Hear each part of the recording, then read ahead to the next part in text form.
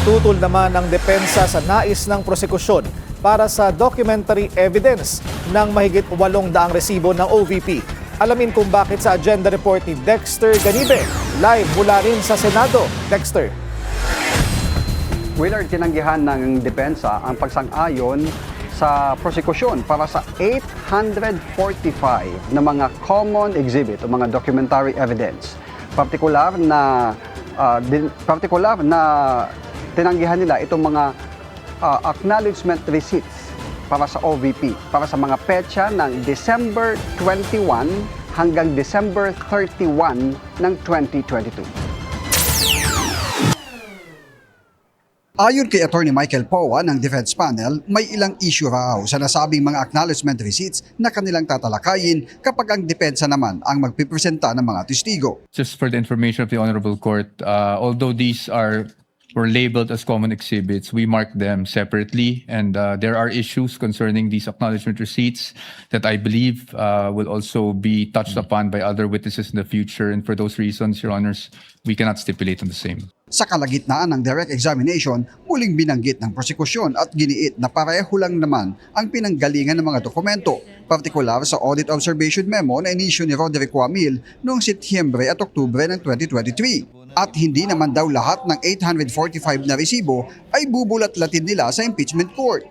Nanindigan si Powa sa unang desisyon nito. We really cannot stipulate on these matters precisely because the insinuation that this was the very documents that the OVP and DepEd submitted to COA is very much in question, Your Honors, because we can easily raise the issue on chain of custody. I'm not saying we will, but that is always on the table.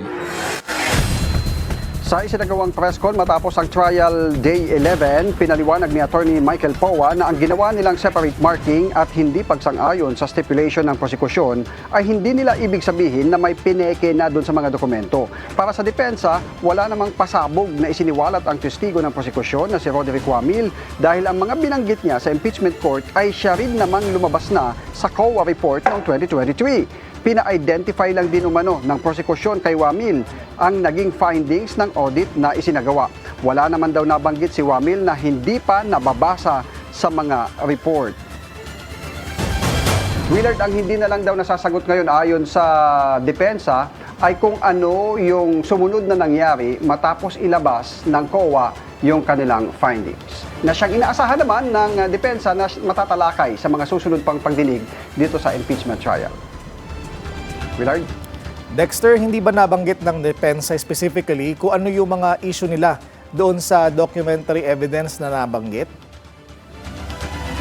Ang sinabi kanina ni Attorney Michael Powa, maaari nilang gamitin din ito, maaring gamiting ebidensya ng mga ihaharap nilang testigo kapag panahon na nila na magpresenta ng mga testigo. Willard. Okay, maraming salamat Dexter Ganibe, live mula sa Senado.